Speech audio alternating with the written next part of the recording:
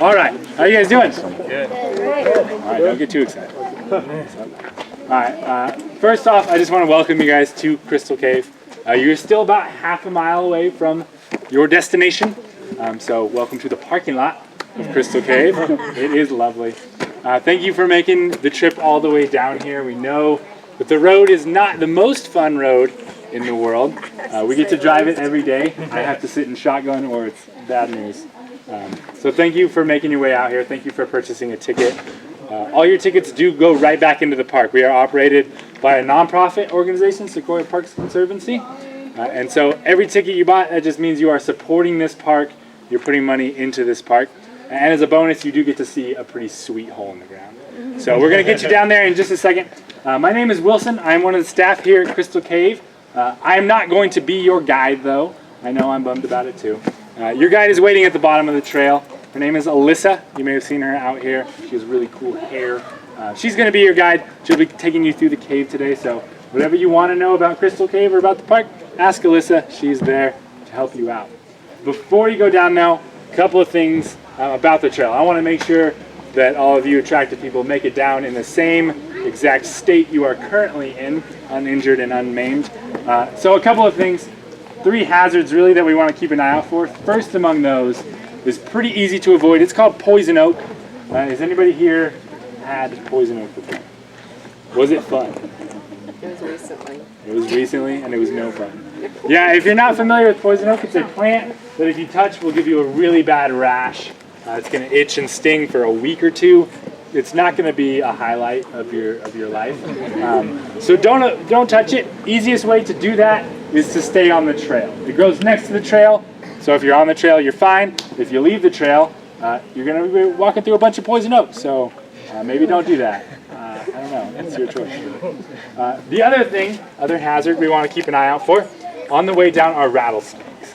Now, these are not a plant. These are an animal, and sometimes they do come onto the trail, especially in the sunny patches. So the best thing to do with a rattlesnake is just to give it its space. They're very defensive creatures. They're not going to come after you. They're going to let you know if you come near them. You know, they got that sweet rattle that says, hey, go away. Now, the thing about rattlesnakes is if you give it space, it usually leaves. They don't want to hang out with you guys any more than you want to hang out with that, probably. So just give it space and let it continue on its way. And then tell somebody who works here, or maybe looks like they work here, I don't know. And we will go check it out. We might move that animal farther off of the trail. Last thing that we are worried about, down near the bottom, you'll be walking along, you'll be cruising on the trail, it's going to be a great time. Then you're going to be like, boom, you're going to see a red stripe on the ground. You're going to be like, this is new, this is different, this must indicate something. What that does indicate is a rockfall zone. It's an area where we've seen rocks fall onto the trail. And once you see that red stripe, what we want you to do is to continue walking until you don't see the red stripe. It's pretty easy. Just walk all the way through the rockfall zone. Risk is very small. If you stop, have a picnic in the rockfall zone, risk starts to go up. So maybe don't do that as well. That's it for the safety stuff. If you survive all that, you meet Alyssa, be aware. We don't allow any sort of bags inside of Crystal Cave. So backpacks, camera bags, purses, fanny packs, as well as food you might have, walking sticks, hiking sticks.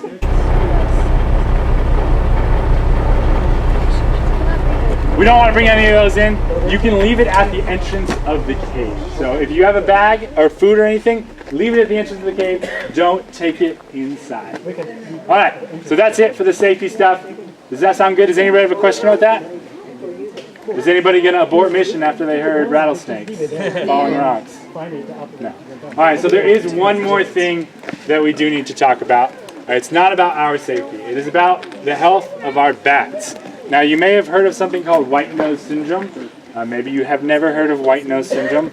Bats in North America are currently threatened by something called white nose syndrome. It is a fungal disease that affects bats. It grows in caves and mines. So if you imagine a fungus growing in the soil of a cave or a mine, and you're a bat, you come there to hibernate, your body temperature lowers as you settle down for your 2-3 month nap, and the fungus will actually start growing onto your little bat body. And this is very bad. When a bat gets the white nose fungus growing on it, it dies about 95% of the time. It's a pretty rough disease. It's something we are worried about bringing into Crystal Cave because we saw it start on the East Coast. this fungus in one cave in New York. In the last 10 years, though, it has spread across the eastern half of the United States. It has killed over 7 million bats. And this last winter, we saw it jump to the state of Washington, just above us. So we are on high alert. We are doing everything we can to prevent bringing white nose into Crystal Cave, and that is where you guys come in. One of the ways that this fungus is spread is from people going into caves that have it, getting the spores on their stuff, taking that stuff into other caves. And we don't want to do that here, so we ask, if you have any items that have been into another cave, don't take them into Crystal Cave. Go change them out right now, leave them in your car, and don't take them in. This goes for all of your clothing. It might have the spores in it. Doesn't matter how many times you've washed it, they're still there if you've been into another cave. If you have something like glasses, a camera, a phone, a ring, and that's been into another cave, you can actually disinfect it at the bookstore. Ask for a wipe, wipe it down, it's good to go. Material though, fabric, very hard to disinfect, so just go change it out. Does that make sense? Does anybody have a question about white nose syndrome or what we are asking of you? All right, that's it for all the safety stuff. You guys still excited to see the cave? Yeah. All right, I'm going to stop talking. That's the last thing I had, except for this one last thing that we're going to do. One more last. This here is a disinfectant mat. We're going to have everybody step on it. It's going to clean off the bottom of your shoes. It's like a giant sponge, so you're going to step on it, and you're going to kind of rock your feet back and forth to squish down. If you scrape your feet like a normal doormat, all you're going to do is tear up my mat, and I'm sort of attached to it, so please don't do that. I'll show you guys real quick. It's a pretty simple process. Very high technology, advanced stuff. I'm going to collect your tickets here. Everybody will step on the mat. Once we have done so, you are clear to head down the trail. I'm going to stay here, though. At first, I'm going to collect the 2:30 tickets. So if